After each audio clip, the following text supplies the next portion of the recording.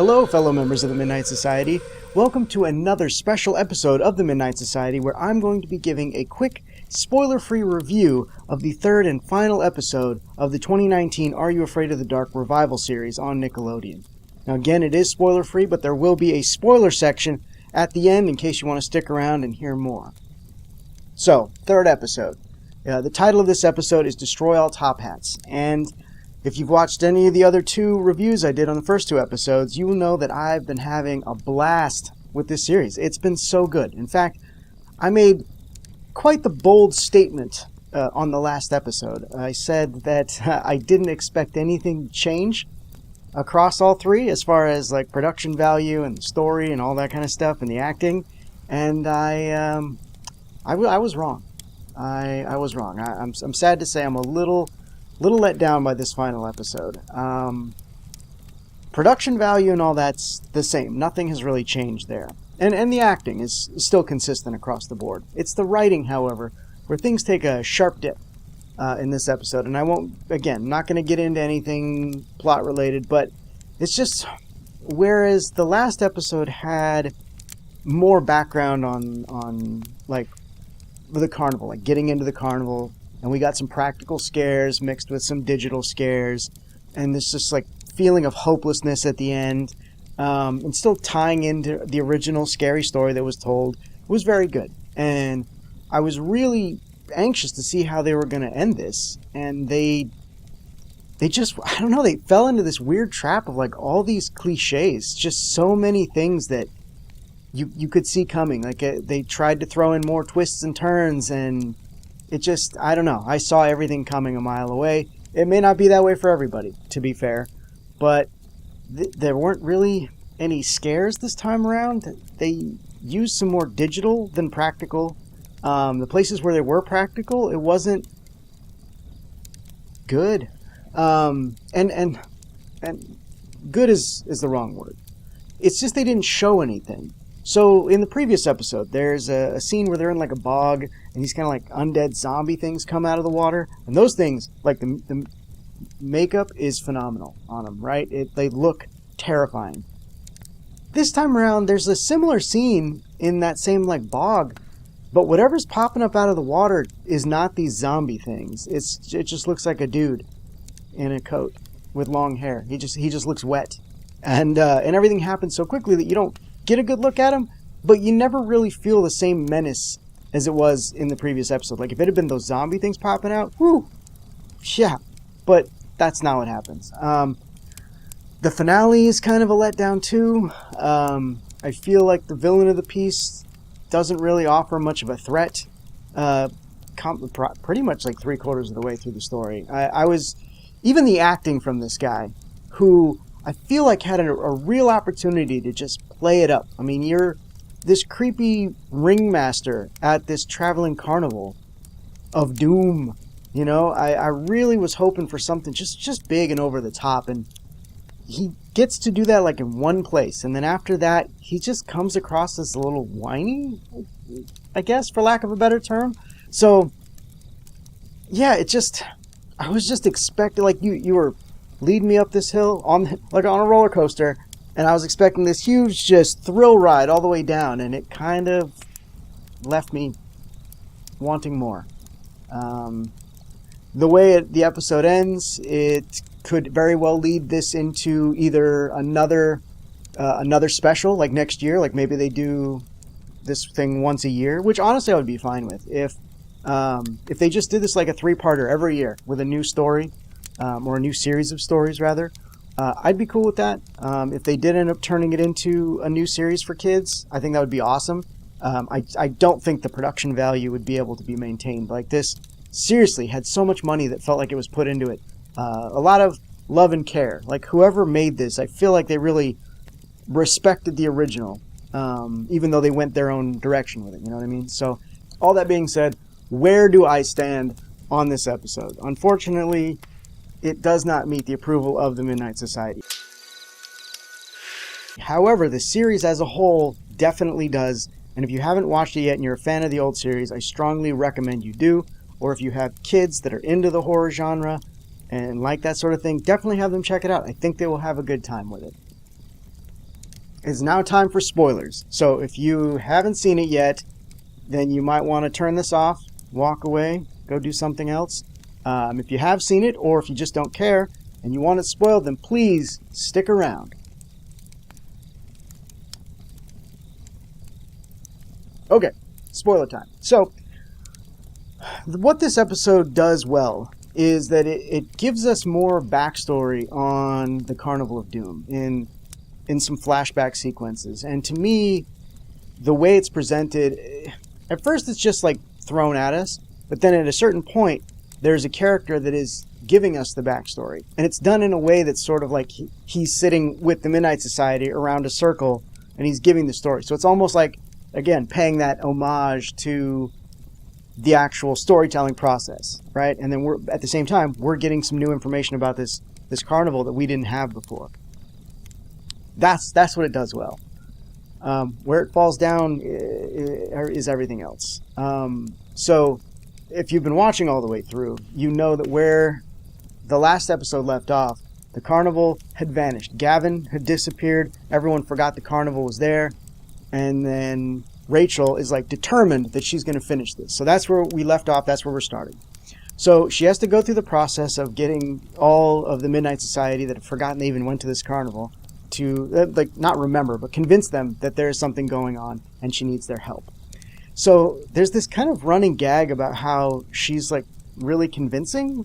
Like, she convinces them and then they figure out that Kiko's phone, her phone was taken by these clowns in the last episode. And so they use a GPS tracking to figure out where her phone is.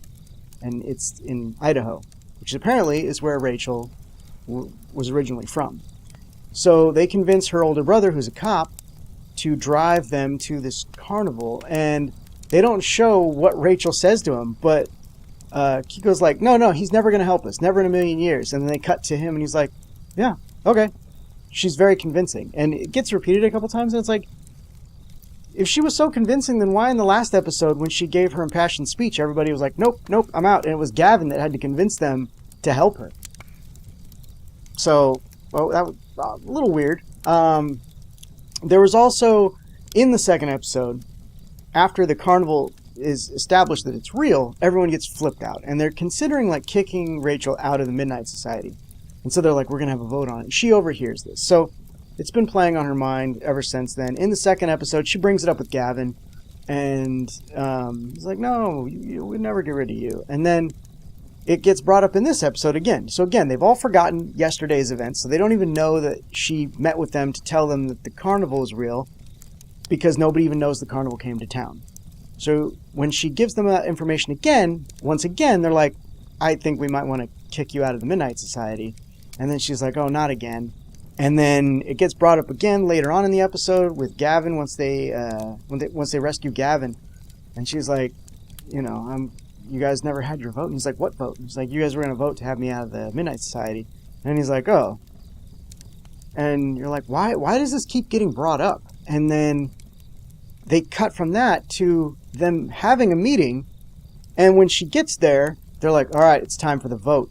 And you can tell they're all just messing with her, but it's like, why was that necessary? Like, you guys have been hitting this too hard. Like, the way everything goes down at the carnival, there's no way these people are going to kick her out of the Midnight Society. They've all bonded together as some sort of weird family, you know what I mean? Like, there's no way. So, it felt like a cheap ruse. I don't know. It was just, it felt silly to me. And something that didn't need to be brought up over and over again.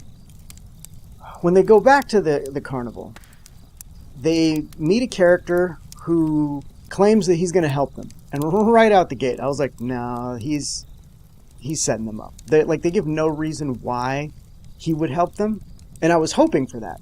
Because he gives them this story about why Mr. Tophat has this magical carnival. And apparently he had a carnival way back in the day.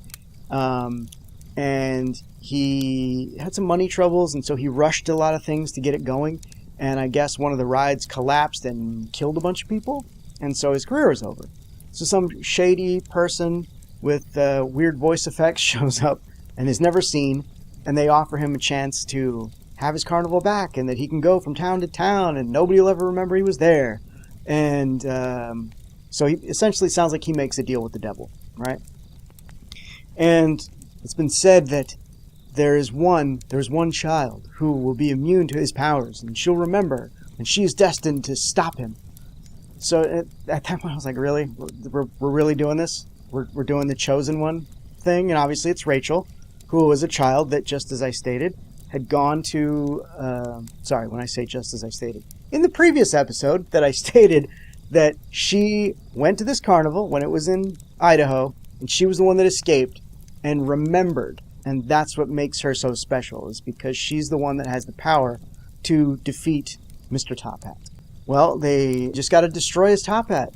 Couldn't be easier. And even right then, I was like, there's no way that this guy is on the level. And so when they all go in with their plan, and it becomes sort of a heist movie for a second, which could have been fun if they would have gotten to do more with it. But I understand you've got a limited time frame to get your story told, so they couldn't do much with it.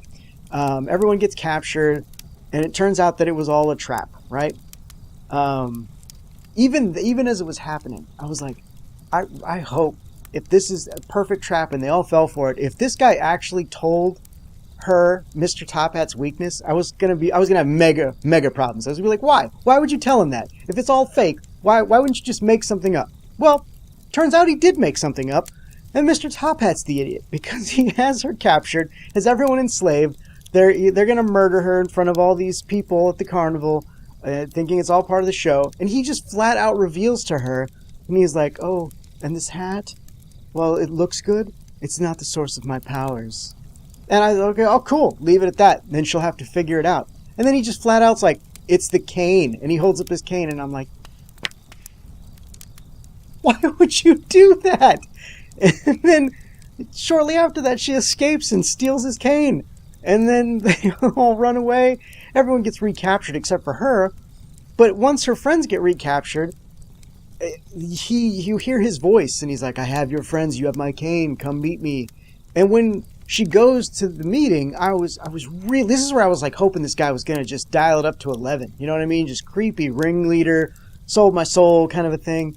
And instead we get this weird, like, I've got a backstory and I'm sad. And he gives this whole spiel about how I thought you were my enemy all these years, but really, you know, everyone always forgets me and you're the only one that remembers me. And so it's almost like we're supposed to feel bad for the guy. And, you know, given his whole backstory, yes, it is tragic what happened. But it was his own fault that caused the ride to break down, you know, his own negligence. And then you sold your soul, bro. Like, I have no... I have nothing that's going to make me sympathize with you. Nothing. No. Like, you sold your soul to the devil so you could have this. And it's not like he tricked you.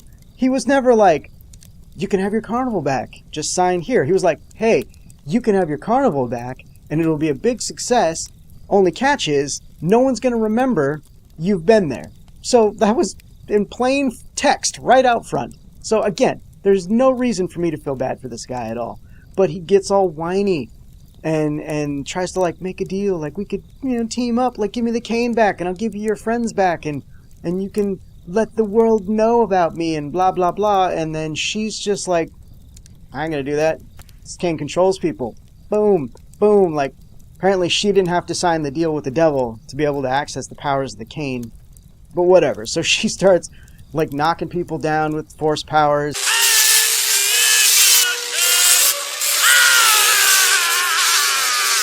Like, she does something, and then, like, lightning and pyrotechnics explode all around. Kind of cheap-looking ones, too, by the way. It's like they spent all the budget on the digital scorpions from earlier in the episode. But, and then she throws the cane in the fire. Burn it all! And, like, the Ferris wheel disappears. And then Mr. Tophat falls down, and he's like, ah. And she's like, why are you smiling? And he's like, because you'll never forget this. And then he's digitally sort of melts away. You know the effect from Raiders of the Lost Ark? It's kind of like that, but not nearly as terrifying or scary. And then he digitally vanishes. And then nothing else disappears. The rest of the carnival's still there. So when they were like, oh, his whole carnival will be gone. I mean, except for all the trailers and heavy equipment. And it said that all his magical slaves will be freed. at that point. But as soon as they break the curse, it's just the brother, Akiko's brother, who gets enslaved earlier in the episode, and then Adam, the kid they were all looking for. Just the two of them come out of the circus tent. I felt like there should have been like a bunch of people coming out, just a bunch of extras. They don't need lines, just looking confused and kind of like, what's going on? But we don't get any of that. It's just them, and then they're like, yay, we're all winners, let's go. And then they leave. And then we cut to a shot of them all making a movie, because that's Kiko's thing, and they're all working on it, and her and her brother now have a good relationship, which they didn't have before. And then we cut to the Midnight Society, where they do this silly, oh, we're going to vote you out thing, and then they don't. There's a nice nod to one of the previous stories from the original series, when Gavin's about to start his tale. And then right before he can, they start hearing a noise in the woods, and it's a dog.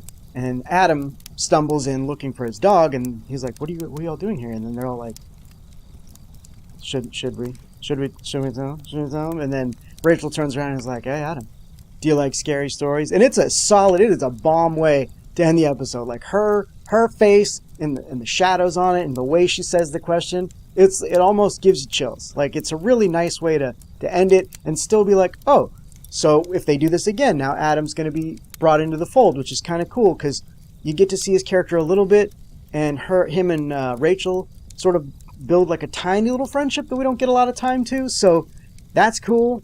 But overall, I just never felt like there was any danger.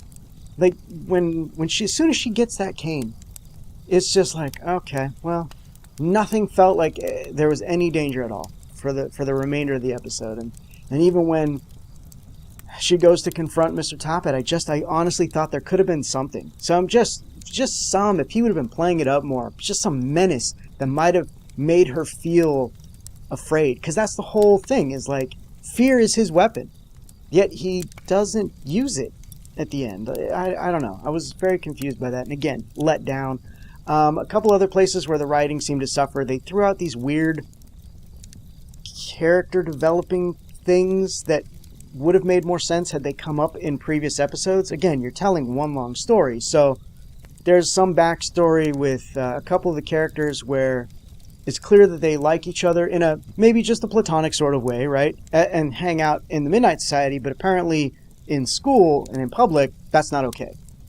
And we don't really get a big sense of that throughout, even in the first episode where he goes and meets her real quick and pulls her aside to talk to her.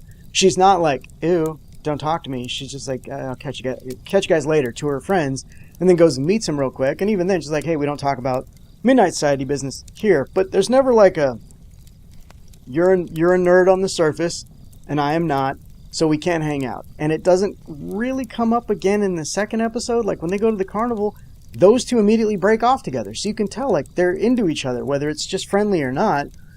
But then in this third episode, like they throw out this weird, like they're wearing masks to sneak into the carnival, and the girl says something to the boy in relation to like, just something hurtful. Like I wouldn't hang out with you outside of this. And he's like, oh, I'm wearing a mask, and if you could see my face, you'd see that I'm very hurt right now. And then he says something a little bit later in the episode where he's like, hey, I've always thought you were cool. And she's like, I know. Why wouldn't you? And then he's like, no, even when the other kids used to call you a name. And then she kind of was like, well, I'm wearing a mask right now, but if you could see it, you would see how I'm very touched. And that's it. Like, that's all we get from that. And it's like, there's something there.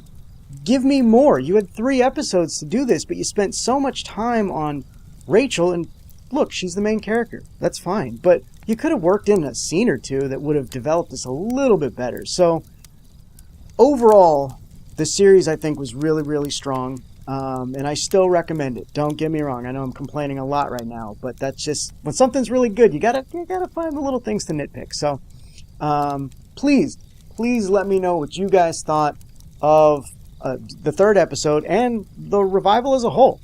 Were you into it? Were you not?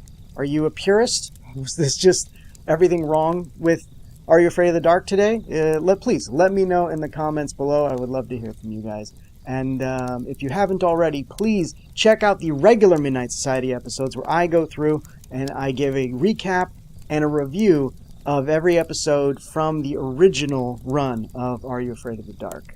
Right now, I just put out episode 4, which was the Tale of the Twisted Claw, and then next month will be the Tale of the Hungry Hounds.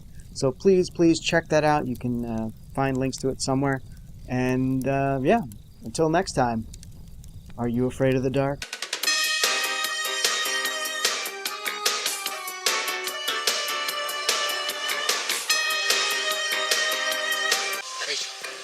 Are you reading our minds right now? Hey everyone, thanks for watching. If you enjoyed this video, please consider giving it a like and a share. Don't forget to subscribe and click that bell icon to be notified when more Midnight Society episodes go up.